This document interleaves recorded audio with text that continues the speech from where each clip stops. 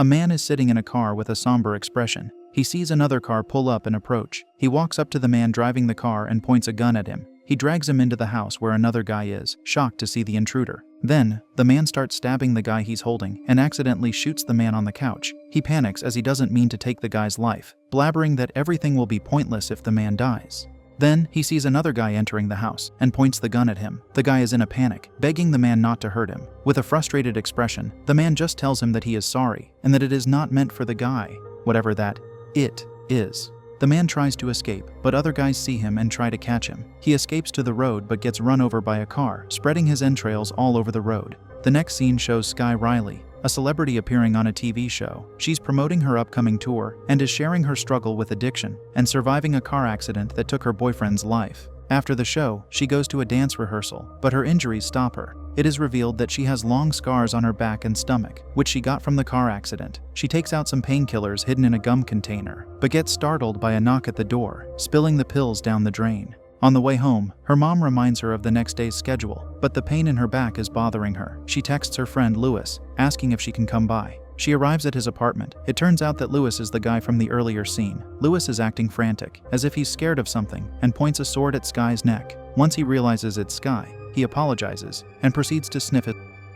It seems that Sky gets illegal painkillers from Lewis. He gets inside a room to get the pills but takes too long, so Sky calls out to him. When he steps out, he starts acting frantic again, as if he is seeing something horrifying. Then, he starts smiling creepily. He grabs a weight from the floor and starts hitting his face, all while still smiling, until his face is no longer recognizable and he falls to the floor, lifeless. Freaked out, Sky throws up at what she just witnessed. She thinks of calling 911 but remembers all the in that apartment and the effect it could have on her career, so she decides to flee and get home instead.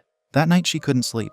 The next day, while taking a break from her photo shoot, she Googles if vomit leaves DNA, scared that if the police discover Lewis's body, they will know that she was there. Filled with anxiety, she looks for her best friend in her contacts and starts typing, but remembers that they had a deep argument the last time they met. She then gets a text message from an unknown number, asking her if she was at Lewis's apartment last night. Looks like someone knows her secret. At her fan meet, a man acting weird asks her to sign a shirt, saying he is a really big fan. Turns out that he is obsessed with Sky and has to be dragged away by security. Then, a kid is next in line. She just keeps smiling creepily at her, similar to the smile on Lewis's face. After her activities, she musters up the courage to call Gemma, her best friend, and apologizes about them drifting apart. Then, she asks her to come over. Gemma agrees. Then, she gets a bottle and drinks from it, leaving it on the counter. She's playing the piano when she hears something in the kitchen. She sees the broken water bottle on the floor and is about to sweep it when she sees the shirt that the obsessed fan asked her to sign earlier. She then sees the trail of the man's clothes and then sees him standing naked. She runs for the door just in time when Gemma arrives. She looks around again and gets confused when she sees that the bottle is still on the counter, unbroken, and the man is gone. Sky tells Gemma about what happened with Lewis and asks if she should report it to the police, but Gemma opposes, knowing that it could ruin her entire career. That night, Sky starts dreaming about the night of the accident. She wakes up after the impact and sees her boyfriend Paul, lifeless, and she screams for help. Then, she gets awakened. She starts opening up to Gemma about how messed up her life is. She looks at Gemma, who starts smiling at her creepily. Then, her eyes and mouth light up like headlights, startling Sky. She turns around and sees that Gemma is actually awake already and making coffee as it's already morning.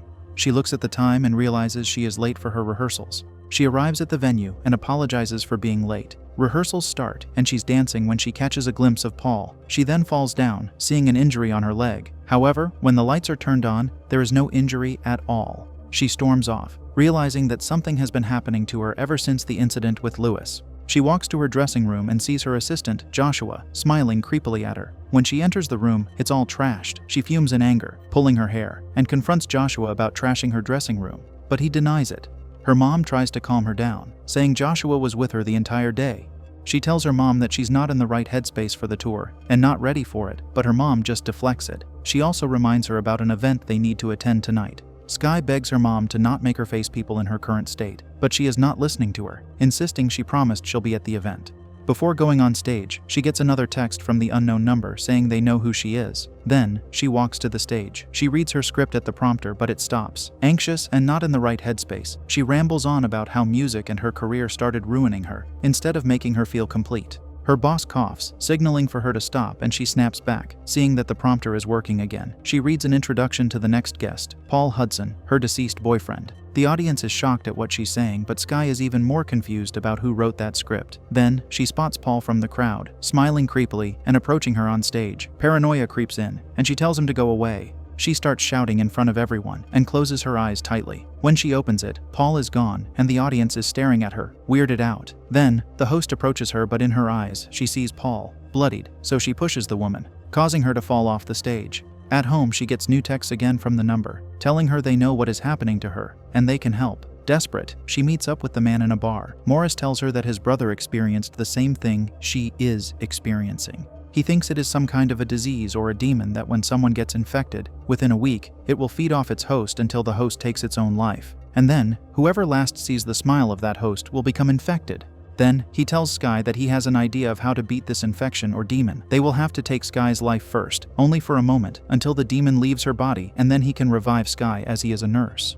Skye thinks his idea is crazy, and tries to walk out, but people in the bar spot her and crowd her, so she escapes. Back home, she starts packing in panic but gets frustrated, thrashing everything. When she walks out, she sees people inside her living room, all smiling at her. They follow her whenever she tries to run away, and then end up ganging up on her, ripping a huge chunk of her hair and inserting a hand in her mouth. The next scene shows what happened during the night of the accident. Skye and Paul are arguing while driving, influenced by narcotics. Skye ends up grabbing the wheel from Paul, causing them to fall off a cliff. Back in the present, Skye wakes up in a hospital room and sees her mom. She tries to tell her mom what happened, but she would not listen to her. She just tells Skye that she can rest for the day, and tomorrow she needs to attend her appointments for the tour. Skye tells her she can't do the tour. However, her mom gets angry. She emphasizes that if she cancels the tour, that will be the end of her as her label will sue her. Then, her mom starts smiling creepily and smashes a mirror. She grabs a shard and stabs. Skye tries to run away, but she realizes she is holding the shard in her hand. It looks like she's the one who stabbed her mother. She wears a hoodie to cover the blood on her clothes and steps outside. Joshua notices her and the blood and asks for help. She grabs a gun from the security guard to make people stay away and escapes the place. She runs into Gemma and takes her car to escape, but Gemma doesn't want to let her go alone. They start driving away. Skye texts Morris and gets a location where they can meet up. Then, she receives a call from Gemma on her phone, puzzling her as Gemma is right beside her. The Gemma on the phone tells her she just received her voicemail, and she hasn't been back in town in over a year. Skye realizes that the Gemma beside her is not the real Gemma. When she looks at her, she is already wearing a creepy smile. Skye closes her eyes and conditions her mind that she is the one in control. When she opens her eyes, she is already the one driving. She arrives at the location and meets Morris. She asks him to promise that if everything goes south and she starts smiling, he needs to end her life for good. They enter the abandoned restaurant and into a freezer where they will perform their plan to stop Skye's heart temporarily. He will inject something into Skye's neck to make the heart stop. Morris steps out for a bit to get something, leaving her alone.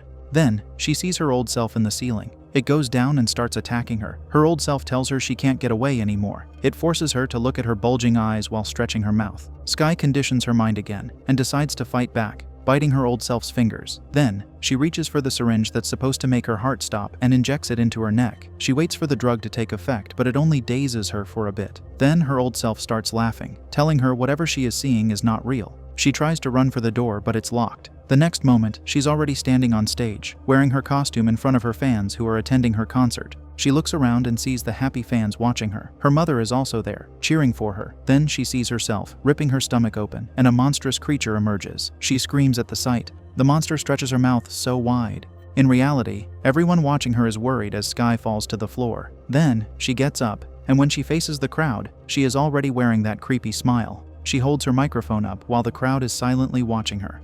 Then, sounds of stabbing can be heard. The screen shows the crowd, screaming at the horrible sight in front of them. Continuous sounds of flesh and bone being stabbed are heard, and then, Skye is shown with the microphone, stabbed through her eye, lying on the floor while still wearing that smile.